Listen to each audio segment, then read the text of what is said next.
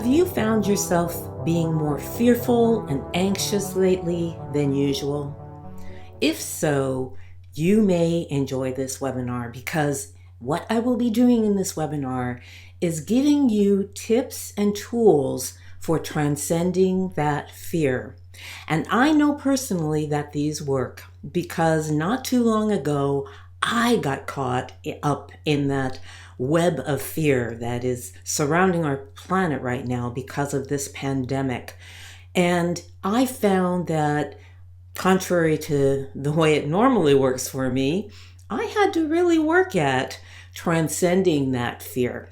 So I look forward to sharing with you the tools and tips that I used in order to transcend the fear that was sucking me in, so to speak, into this spiraling downward. At the end of this webinar, we'll be doing a guided meditation, which is one of our best tools for transcending fear. So what will I be covering? Well, I'm going to start by telling you a little more about what happened to me and what I think the world situation has to do with this.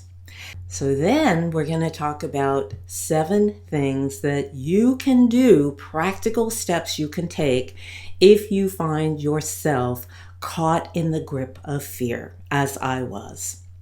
Next, we're going to look at 3 ways that you can inoculate yourself against feeling extremely fearful. And then we're going to do the guided meditation, and I'm going to share some good resources with you. Let's get started. Some basic things that are important to know about fear. First of all, chronic fear is the result of thinking in catastrophic ways. Now, it's normal to feel fear and actually healthy to feel fear much of the time because fear alerts us to dangerous situations. It's a mechanism for keeping us safe. And the part of us that becomes afraid and alerts us is doing us a favor. Because if we're coming upon a cliff in our walk and we're headed straight for it, and suddenly we see the cliff and we feel fearful, we're likely to jump back rather than continuing straight ahead. So fear is not a bad thing. But the problem happens when we feel fearful all the time, and fearful not about what's actually happening in the moment, but fearful about something that we have contrived in our imagination. And that's what catastrophic thinking is all about. Catastrophic thinking is when your mind starts telling you stories. Usually they're what if stories. What if this happens? What if that happens?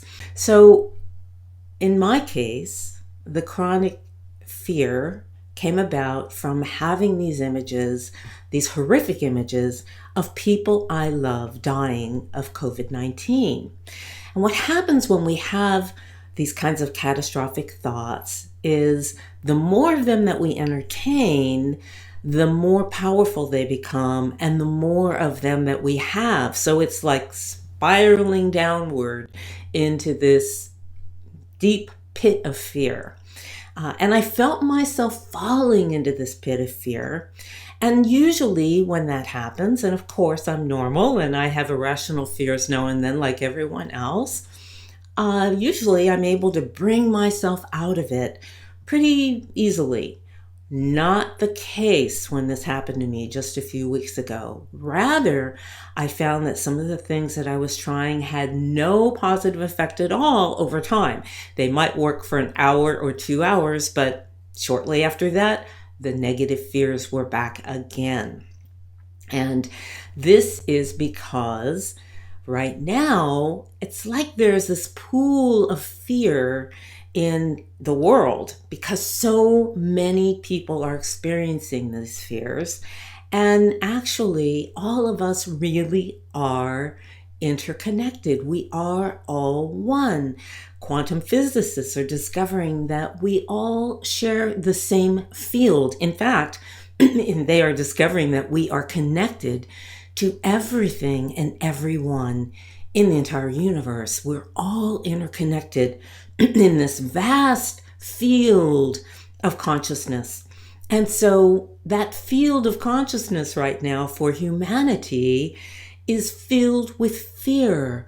So it makes it more difficult for us to transcend that fear, to rise above it. But it's not impossible. We just have to be willing to take some steps on our behalf and not just succumb into losing ourselves in that fear. And one of the big reasons for doing that is that fear is a very low vibration and it is not healthy for our bodies. Our bodies do not thrive when we are amping lots and lots of fear over a long period of time. Now, I'm not saying that you're going to hurt your body if you feel fear now and then, but I'm saying if we stay there, if we melt into that fear and just allow it to take us over day after day, week after week, I'm saying that this will weaken your immune system because our immune systems are affected by fear. And they are affected by fear when we think irrational, fearful thoughts over long periods of time. So it's very important. The other thing that happens, of course, when we're fearful is that we can't sleep and that we can't think clearly. So we are less likely to make healthy decisions when we're feeling a lot of fear. So let's look at what we can do about that. Well, what are you going to do if you're caught in the grip of fear? First and foremost, I advise you to take all of the recommended precautions that we're being instructed to take. Of course, that means keeping yourself at home, taking good care of yourself while you're there with the food that you're eating, with getting some exercise. It means washing your hands lots and lots, maybe more than usual. It means using hand sanitizer if soap and water are not available to you. It means wearing a mask in certain situations. So absolutely, I am not suggesting that if you transcend fear, it will be enough to keep you safe. Of course, take all of the recommended precautions, and chances are, if you do that, you will feel more safe because you know that you're doing the very best thing to keep yourself from contracting the virus. Then, I highly recommend that you do a news fast. What's a news fast? It means you turn off your television. It means that you avoid the news for at least one full day, if not more. And if you're like me, you will be surprised at how much better you feel that day because the news is meant to scare us. That's its purpose. I mean, that's how they get ratings. That's how they get people to tune in because they talk about things that are frightening. And unfortunately, we, by listening and listening and listening, or watching and watching, or reading and reading, we get a false sense of how prevalent certain things are. That's not to say that the virus isn't around and it's a dangerous virus and you should keep yourself safe from it. But we begin to feel hopeless and helpless. We begin to feel powerless. And that's not a healthy state to be in. It's better to be aware of what's going on. So I'm not suggesting over time you just stick your head in the sand, but it's better to be aware of what's going on, but not to let that completely take over your consciousness. There are other things to be doing, other things to be thinking about, and I highly recommend that those other things are things that you engage in as often as possible. Things like reading uplifting books or watching uplifting YouTube videos. It means talking to uplifting people on the phone or FaceTiming them, or maybe there's some people in your family that are at home with you.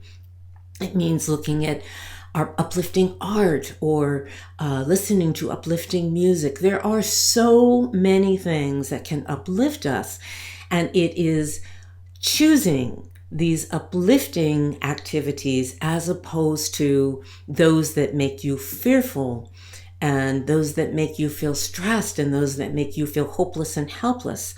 that is really going to help you to maintain a sense of inner balance and calm regardless of what is going on around you. And that is the goal, because when you are in that state of inner balance and calm, when you're feeling peaceful, that is when your body's going to be functioning optimally. That is when your immune system is going to be functioning optimally. That is when you're going to be making the best choices and decisions and taking the necessary actions. And so it's really important. Your sleep is going to be better. Everything is going to be better. And again, you can know what's going on in the world. Of course, you want to know. You want to keep yourself informed. That's important. But you don't have to spend as many hours a day consuming the news, talking about the news, talking about how awful everything is. That will only put you in a situation where you're more and more and more vulnerable into being sucked into that spiral of fear downward. And once you're sucked into it, it's a lot harder to get yourself out of it. Again, not impossible, and I'm giving you some tips on how to do that, but a lot harder than if you keep yourself out of it to begin with. I also recommend, if it's at all possible for you, depending upon your physical state, depending upon where you live, what you have available to you, getting some fresh air and sunshine, and especially taking walks, exercising, gardening outside is very, very helpful for balancing yourself. The earth grounds us, balances us, helps us to center ourselves. And that's what's missing when we're caught up in that spiral of fear, that ebb tide of fear that is drawing us out to sea, where we feel like suddenly we have no control. We don't know where we are and we don't know what to do about it. So when possible, spend some time every day outside in the sunshine and drink in that fresh air, feel that connection to our Mother Earth, and know that that's a very nurturing and healing thing to do for yourself. And then it's also important to love your fearful self. Now, we are taught from the time we're pretty young to judge ourselves harshly, way too harshly, to judge our flaws, our foibles, to make ourselves bad and wrong when we make mistakes. And my perspective is that that is exactly the wrong thing to be doing.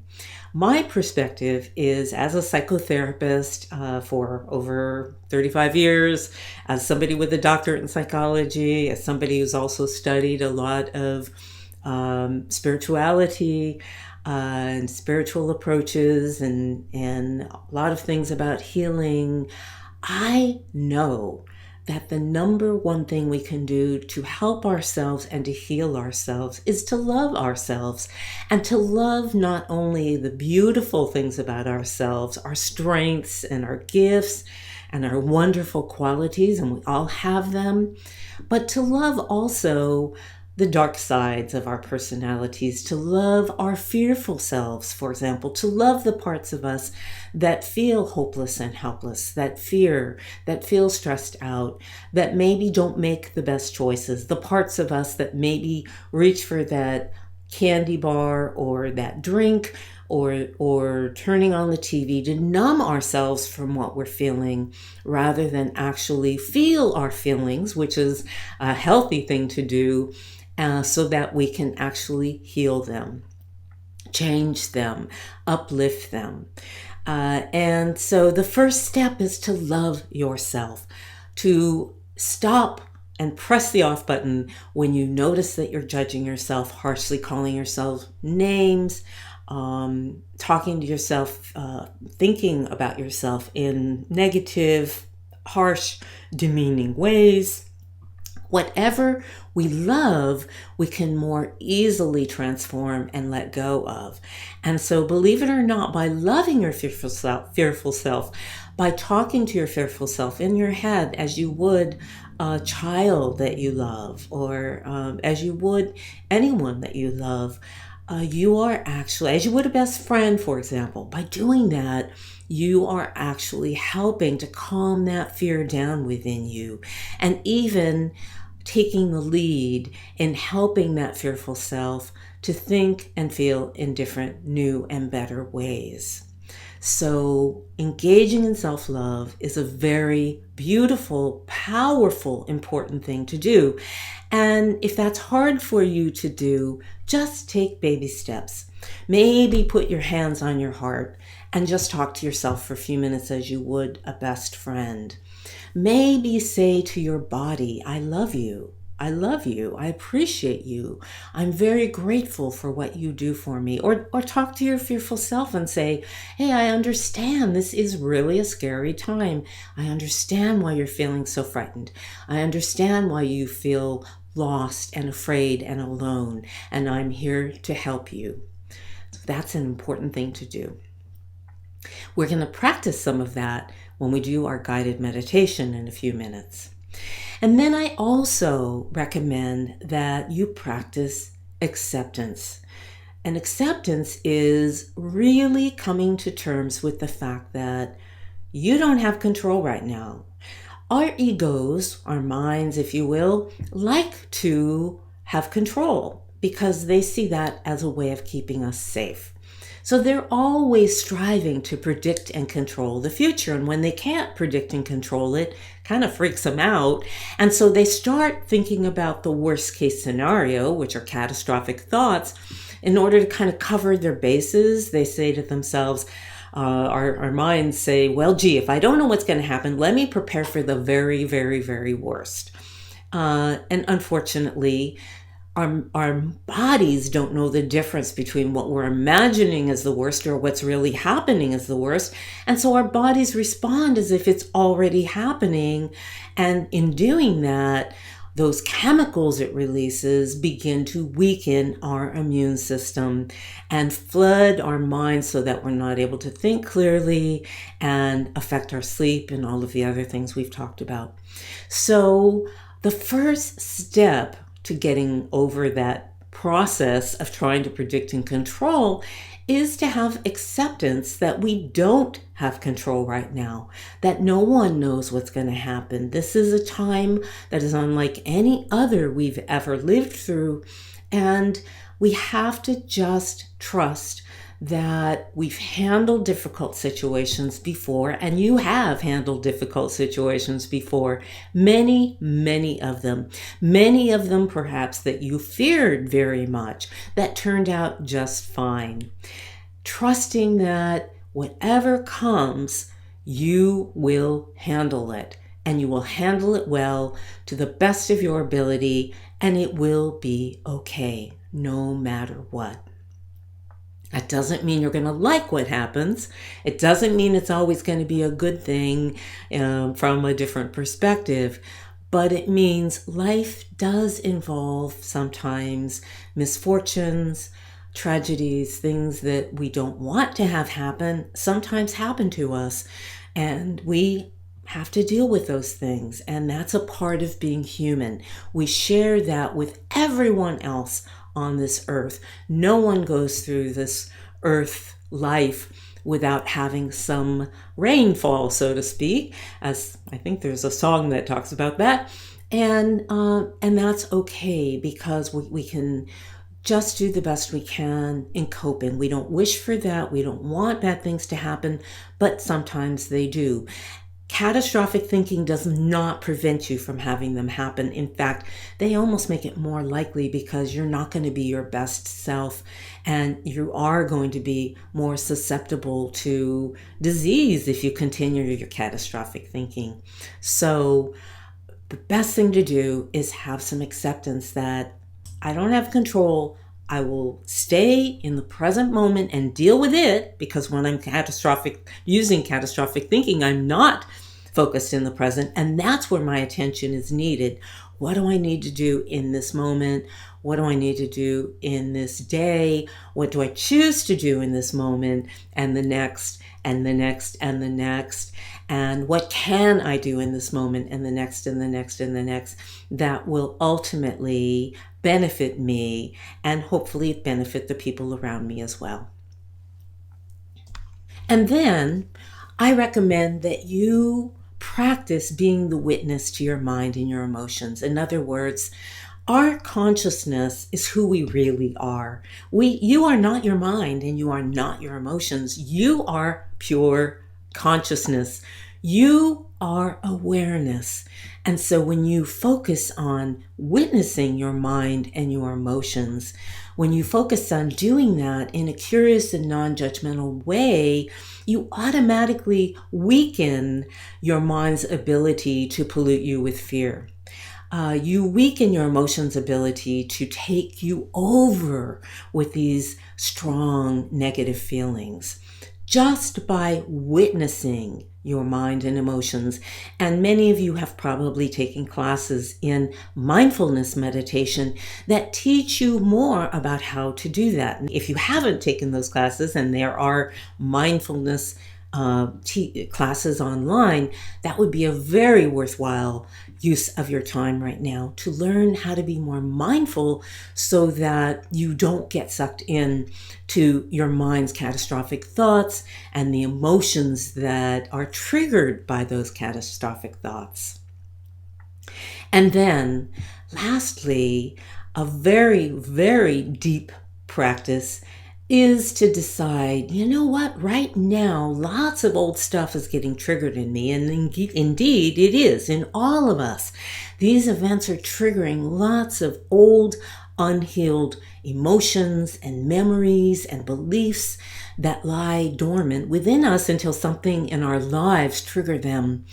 And we have the power to heal them. But first we have to become aware that they are there and have the intention to let them go. Have the intention to make peace with the past. And so we really have an opportunity right now, as we're getting triggered with fears, to look more deeply within. What do these fears represent for me? What is this about for me? Am I especially fearful of this or that? Because we're all fearful of different things. Because I'm holding some beliefs that I developed when I was very young that really don't make any sense. For example, maybe you developed a belief, I deserve to suffer. Or maybe you developed a belief, I'm not worthy of love. Or maybe you developed a belief in your early years that I'm not good enough. Or if other people become ill, it's because of me, because I'm not doing my job. My job is to take care of everyone else. Or I'm not worthy of taking care of myself in ways that keep me healthy. There are countless subconscious beliefs that each of us may have, and they are subconscious, so they're not quite at the level of our conscious awareness. And these kinds of situations that trigger strong emotion are really opportunities for us to say, wow, what's behind this? What am I really thinking? What am I really believing? What am I really feeling? Where did this come from? And what if I choose to believe something different now? What if I say and remind myself that that was then and this is now? I'm a different person now. I know more. I know better than I did when I was 4 or 5 or 3 or 2 when I took on this belief because of what I was told or what I witnessed or misperceptions on my part. What if I just let that go and decided I do deserve to take good care of myself? I am worthy of being happy. I do not have to take care of everyone. Everyone's responsible for themselves, and it's fine if I choose to do that on occasion. But I need to take care of myself first and foremost if I'm going to be good for anyone else. Or what if we decide I am good enough? That can change your life from this moment on. So this is a huge opportunity because whatever those beliefs are, those subconscious beliefs are, we tend to take them on and believe them. And therefore, we always make them ourselves right about these core beliefs. So they affect what happens to us in our lives, what we attract, the way we perceive the world, the way we perceive ourselves and other people. And they really limit us in some huge ways.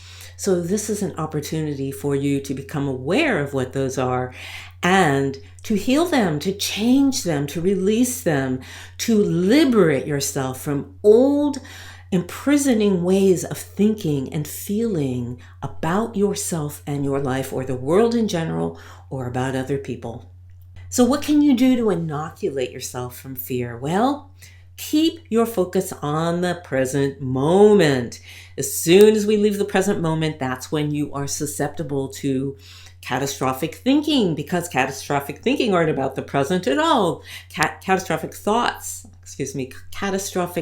aren't about the present at all. They're only about the future that hasn't happened yet, and stories we're telling ourselves about the future.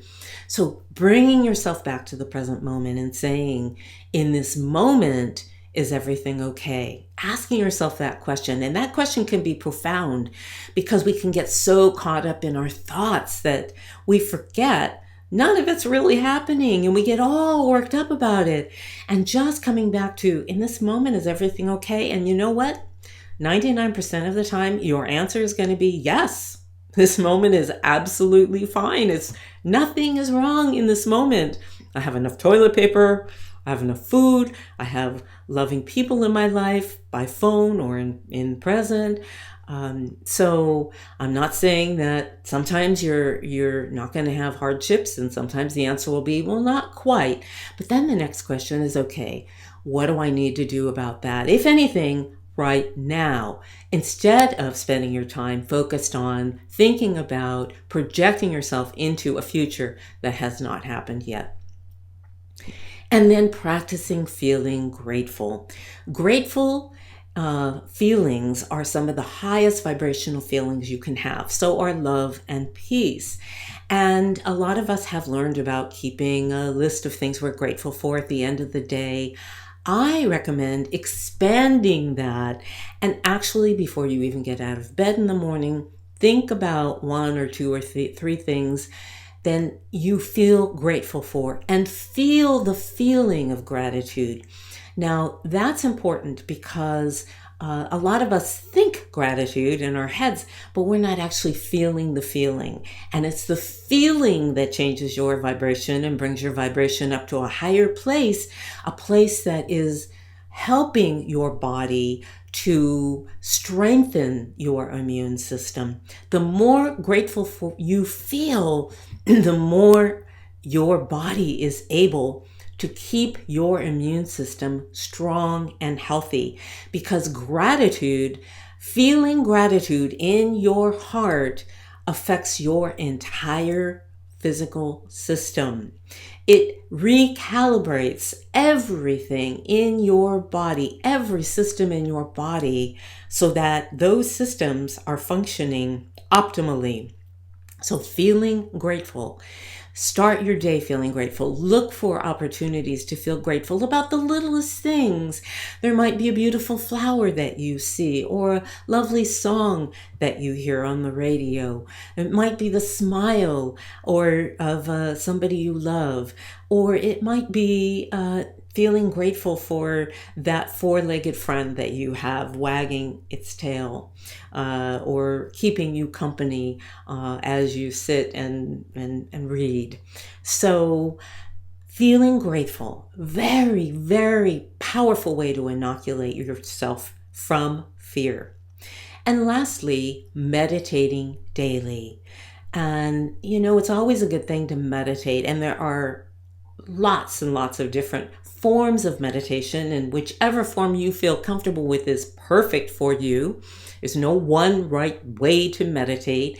But when we meditate, we get ourselves in connection with that pure consciousness that is really us, our pure awareness. And we get in connection with a level that exists for humanity that is just below the level of the mind, that is very peaceful and calm and lovely. It's always there below our mind's chatter, but we really need to do something in order to access it usually, because our mind keeps us so busy that we're not tapping into that deeper level of peace and comfort and well-being. And so meditation can help you tap into that by getting you connected to that pure awareness that is who you really are. And that's why I'm recommending right now, even 10 minutes a day of meditation can help inoculate you from fear because it raises your vibration, keeps you out of that lower vibration that makes you more susceptible to fear, and keeps you out of that low vibration that weakens your immune system. So meditating daily. And what we're going to do now is we're going to do a brief guided meditation for about 15 minutes. Now, in this guided meditation, I'm going to begin by doing a brief heart coherence meditation, which you can use anytime you want. It takes about 5 minutes, and it's a meditation that's been researched by a place called the HeartMath Institute.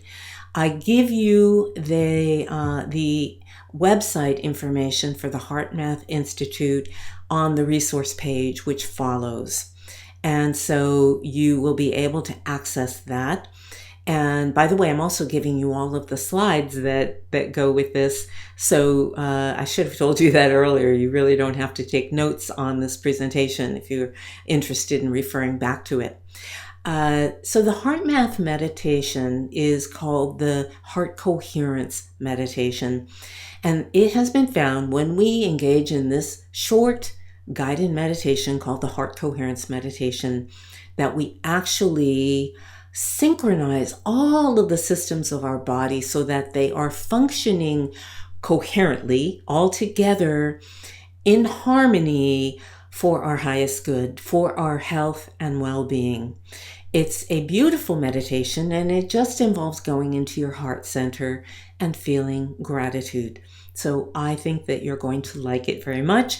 We're going to go from the heart center meditation that we begin with and then kind of expand it outward and into the future. So you'll see what we're doing as we get started. You don't have to participate in this, but if you choose to, I recommend that you keep your eyes closed. You can be seated or lying down. The most important thing is to allow yourself to relax throughout this guided meditation. Allow yourself to relax and enjoy yourself. It should be very enjoyable. There may be a little voice telling you you're not doing it properly. If so, ignore it. Just ignore it. Send it away. It doesn't know what it's talking about. And just allow yourself to get back to the feelings in your body, the experiences that you're having, the thoughts, the emotions that come up for you as you go through this process. Of course, if there's anything that I suggest that you're not comfortable with, then just don't do it. Do your own thing. But whenever possible, I encourage you to stay present during this guided meditation. Present and relax. There's nothing really you have to do. Just be present and relax and enjoy yourself. Begin now by closing your eyes and taking slow, deep breaths.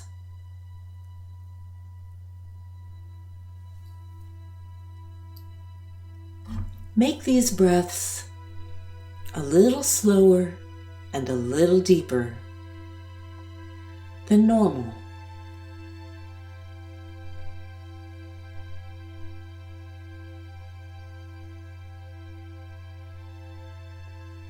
And imagine as you breathe a little slower and a little deeper that you're breathing into and out of your heart center.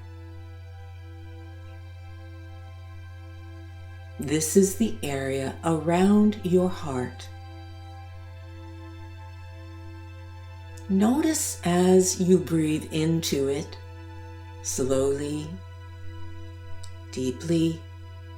And as you breathe out of it, slowly and deeply, that heart center begins to expand in size.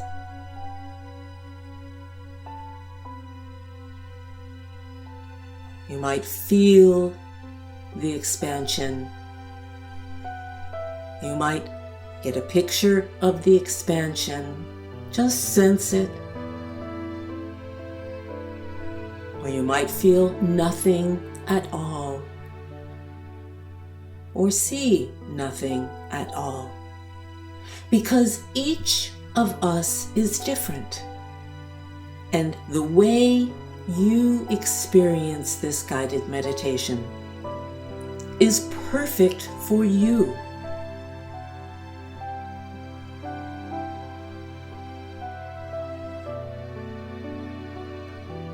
As you continue breathing in and out,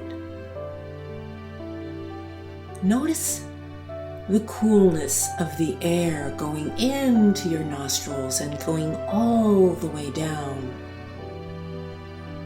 into your heart. And notice the warmth of the air coming up from your heart and being exhaled.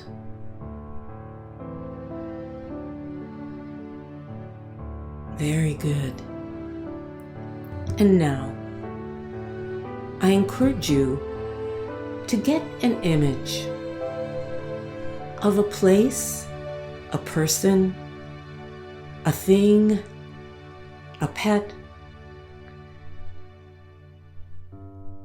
that you love or that you are extremely grateful for.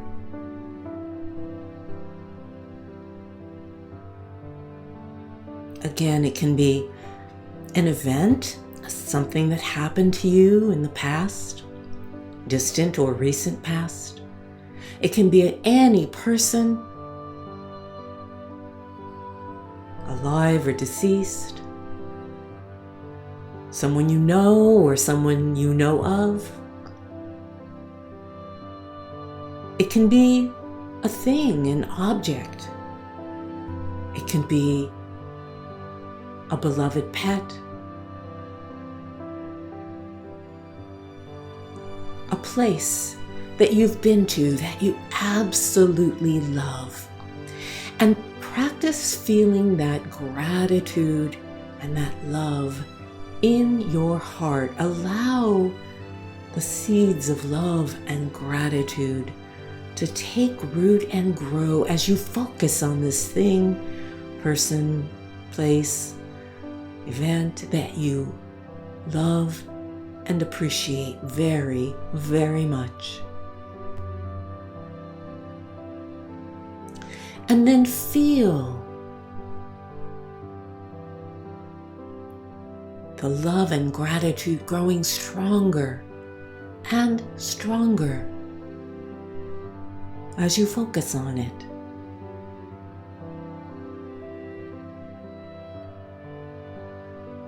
Notice how that affects the rest of your body or the energy around you. And again, I want to remind you to feel free, to relax and just observe anything that is occurring within you. Just noting it without judgment, without analyzing it, just noticing.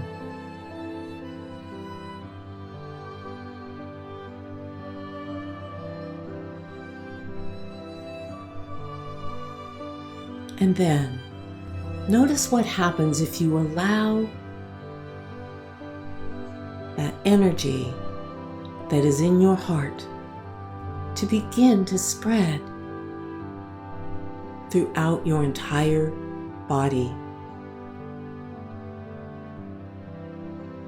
as if there is a cocoon around you, and that cocoon is filling with love and gratitude, especially love and gratitude that you feel for yourself.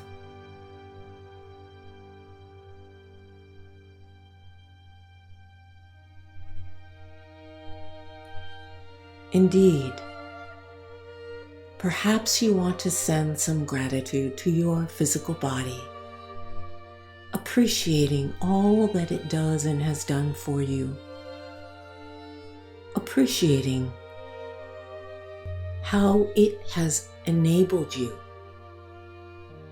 to live on the earth in this lifetime. Appreciate how hard it works on your behalf, all of the trillions of cells. Send them love and appreciation. Feel that gratitude and love from your heart spilling over until every part of your being, your mind, your emotions, your physical body are being touched.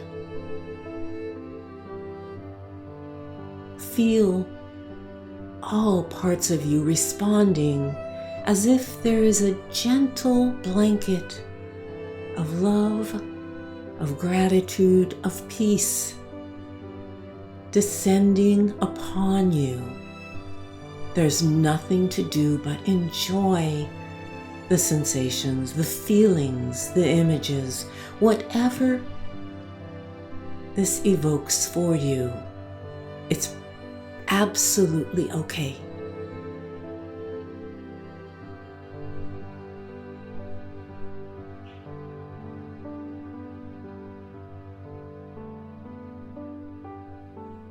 Breathing it in, feel your energy expanding within that cocoon and beyond that cocoon. Feel yourself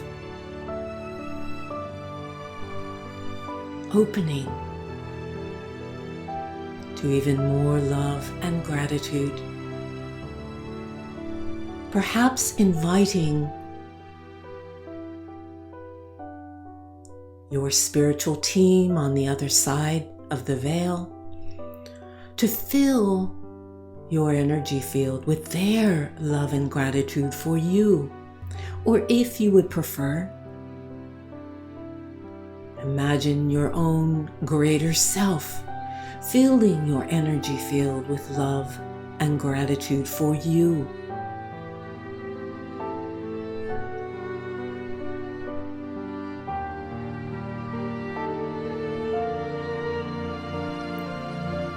And notice how that feels.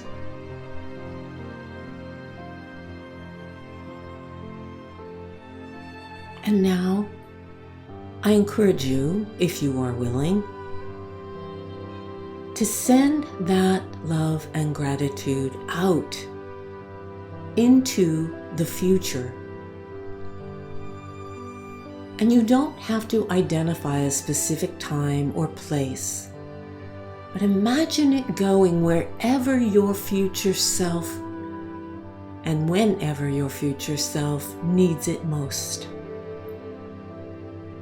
So that you are sending love and gratitude to the future you when he or she could use some support, some peace, a feeling of well-being, a feeling of being cared for, a feeling of being balanced and centered and okay. Send it forward and just know it is on the pathway of your future life and available to find your future self whenever he or she is in need of this beautiful, healing, supportive, encouraging, uplifting, loving energy. And know that your future self will indeed be aware of an infusion. In those moments, perhaps will even recall this moment when you sent that love forward, that support, that peace, that grace, so that he or she could benefit from it at just the right moments.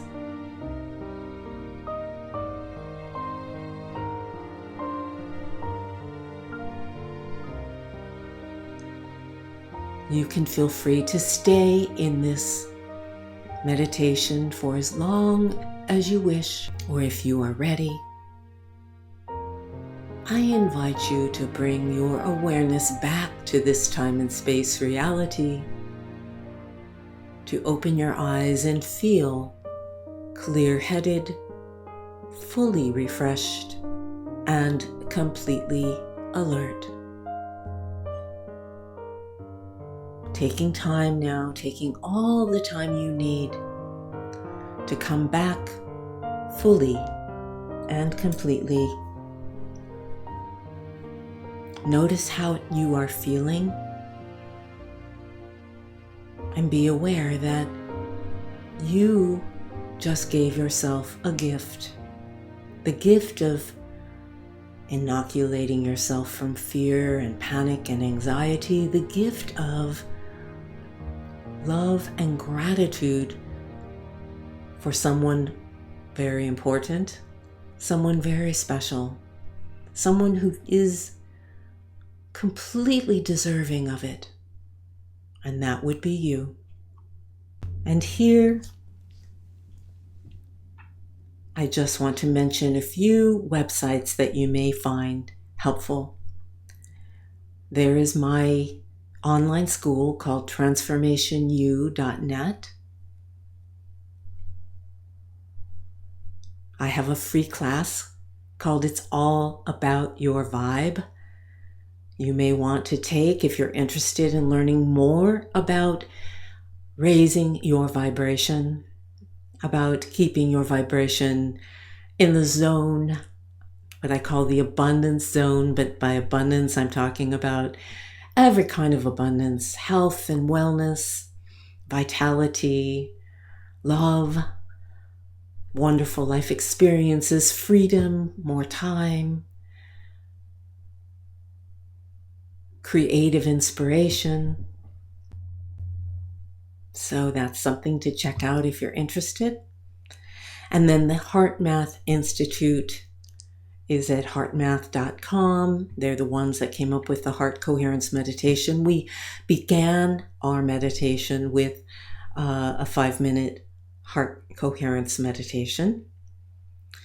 And then resonancescience.org. There's a part of quantum physics that is the unified field theory. It was developed by a physicist named Nassim Haramein, and he has a website called resonancescience.org, and he has a wonderful class on that website. It has 6 modules. It's rather lengthy. Each module is broken down into bite-sized pieces, and it's to help us understand this new way of perceiving ourselves and our world, called the unified field theory. And that is a theory that says we're all connected, we're all one, and also that there is no time.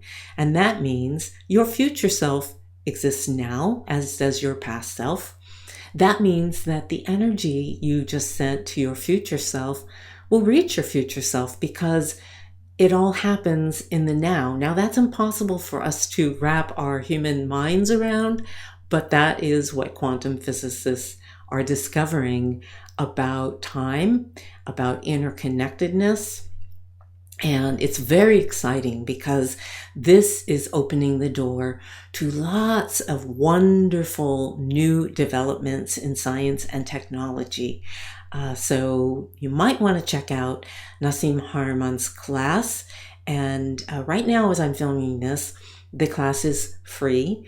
It wasn't free. They were charging a good sum for it. It's well worth it. And it's amazing that right now they're offering it for free. So can't guarantee it'll be free when you watch this, but you can go to the website and find out.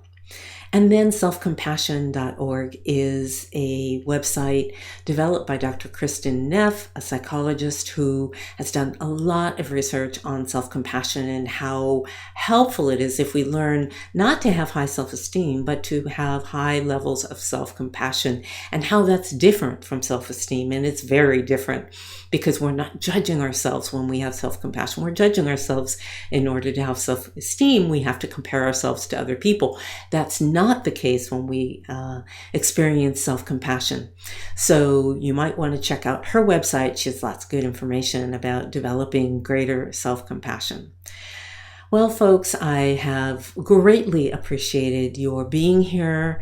I hope that this information is useful to you, and I wish you all the best in inoculating yourself from fear, and in loving and feeling grateful for yourself, and allowing life to unfold in all its wonders, because I believe that we are going to come out of this, and our lives in the end are going to be more beautiful and magnificent than they have ever been before.